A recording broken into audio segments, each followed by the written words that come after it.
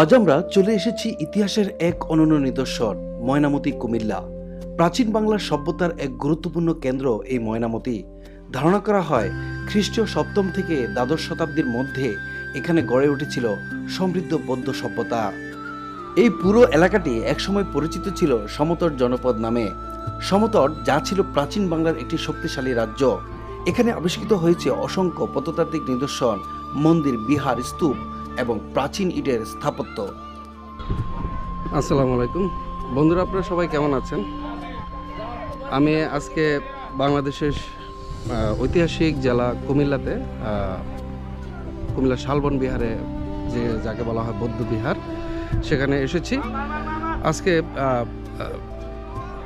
প্রায় 5 বছর পরে আবার এইখানে আসা। দেখতে পাচ্ছি যে এখানে অনেক স্ট্রাকচার পরিবর্তন হয়েছে। দেখতে পাচ্ছেন যে এখনও সেই বৌদ্ধ শালবন বিহারের প্রাচীনতম স্থানগুলো, এখনও সেই নিদর্শনগুলো এখনও কিন্তু এখানে রয়েছে।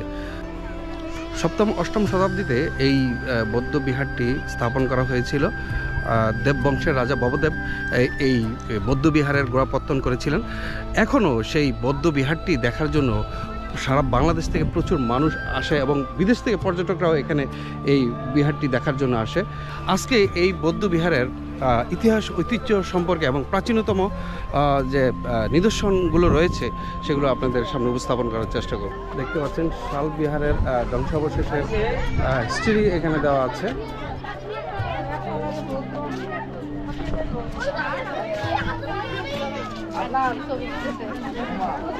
আজকে শনিবার হওয়াতে, বিশেষ করে শনিবার হওয়াতে প্রচুর মানুষের সমাগম এখানে ঘটেছে। আসলে বিশেষ করে স্কুল পড়ুয়া ছাত্রছাত্রীদের পিকনিকের আয়োজনের ক্ষেত্রে এই শীতের শেষের দিকে ফেব্রুয়ারি মাসেই এই আয়োজনগুলো বেশি করে থাকে স্কুল, কলেজ, মাদ্রাসা। দেখতে পাচ্ছেন প্রচুর ছাত্রছাত্রী আজকের এই দিনটাতে সমাগম ঘটেছে।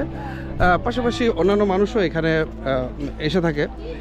আর এই প্রাচীনতম ইতিহাস, যেখানে কুমিল্লার ঐতিহাসিক স্থাপনা, আর এটাকে অন্ততপক্ষে মানুষ মিস করবে না।